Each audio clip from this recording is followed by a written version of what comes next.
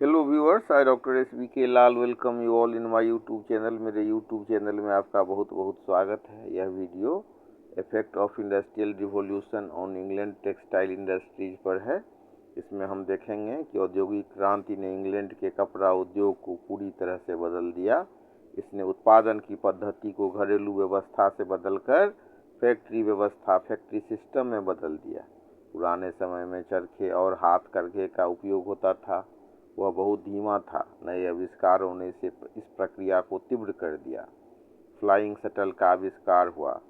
John cake के द्वारा flying shuttle का जब आविष्कार हुआ तो इसने बुनाई की गति को बढ़ा दिया। फिर आया स्पिनिंग जेनी। तो जेम्स हारग्रीव्स के द्वारा यह मशीन बनाई गई जो एक साथ कई धागे को काट सकती थी। फिर आया एक वाटर फ्रेम। रिचर्ड आर्कराइट के द्वारा विकसित किया गया वाटर फ्रेम, जिसने जल शक्ति यानी कि वाटर पावर का उपयोग किया। पावर लूम भी आया। वो पावर लूम के आविष्कार के बाद जो बुनाई को पूरी तरह स्वचालित बना दिया गया। तो पावर लूम का आविष्कार किया था एडमंड कार्टराइट ने। इसके बाद से बहुत बड़ी क्रांति आ गई। पूरा जो मशीन है वो स्वचालित हो गया। अब इसके बाद क्या सब हुआ उसको समझते हैं और उसकी चर्चा करते हैं। औद्योगिक क्रांति से पहले लोग अपने घरों में काम करते थे। भारी और महंगी मशीनों के आने के बाद बड़े बड़े कारखाने स्थापित हुए। अब श्रमिक अपने घर के बजाय कारखाने में जाकर काम करने लगे। मैनचेस्टर और लंकाशायर जैसे शहर कपड़ा उत्पादन के केंद्र बन गए। मशीनों की मदद से कम समय में बहुत अधिक कपड़े का उत्पादन होने लगा। इंग्लैंड दुनिया का सबसे बड़ा कपड़ा निर्यातक बन गया। सस्ते और बेहतर गुणवत्ता वाले ब्रिटिश कपड़ों ने पूरी दुनिया के बाजारों, विशेषकर भारत जैसे उपनिवेशों पर कब्जा कर लिया। इंग्लैंड में कपास पैदा नहीं होता था, इसलिए उसे कच्चे माल के लिए अन्य देशों पर निर्भर रहना पड़ा। अमेरिका और भारत से भारी मात्रा में कच्चा कपास मंगाया जाने लगा। इससे भारत जैसे देशों के स्थानीय बुनकरों पर बहुत बुरा असर पड़ा, क्योंकि ये मशीनों से बने सस्ते कपड़ों का मुकाबला नहीं कर पाए। काम की तलाश में लोग गांवों से शहरों की ओर पलायन करने लगे। कारखानों में काम के घंटे बहुत लंबे होते थे और बच्चे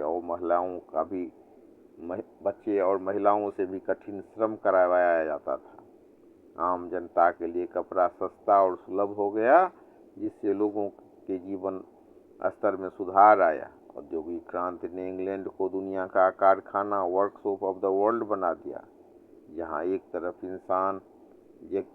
तरफ इसने अपार धन और तकनीकी प्रगति दी, वहीं दूसरी तरफ इसने पारंपरिक बुनकरों के रोजगार को खत्म कर दिया और फैक्ट्री श्रमिकों के लिए कठिन परिस्थितियां पैदा हो गई। तो औद्योगिक क्रांति से पहले पुटिंग आउट सिस्टम चलता था, जिसमें व्यापारी कच्चा माल बुनकरों के घर पहुंचाते थे और वे अपने परिवारों के साथ हाथ से काम करवाते थे। मशीनों के आकार और शक्ति की आवश्यकता ने कारखानों का जन्म दिया। अब कामगार घर के मालिक नहीं बल्कि कारखाने के कर्मचारी बन गए। पहले एक ही व्यक्ति धागा काटने से लेकर बुनाई तक सब काम करता था, लेकिन अब काम को छोटे छोटे हिस्सों में बांट दिया गया, जिससे दक्षता बढ़ी। शुरुआत में कारखाने नदियों के किनारे लगाए जाते थे ताकि पानी के पहियों से ऊर्जा मिल सके।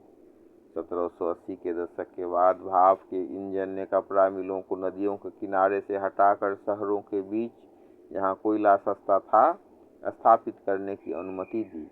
इससे मैनचेस्टर जैसे शहर औद्योगिक महानगर बन गए।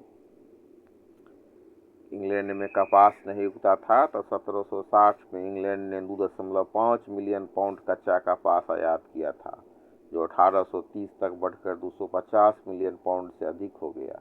इस मांग को पूरा करने के लिए अमेरिका के कपास बागानों में दासता को बढ़ावा मिला और भारत जैसे देशों के स्थानीय उद्योगों को जानबूझकर नष्ट किया गया ताकि वे केवल कच्चे माल के निर्यातक बने रहें।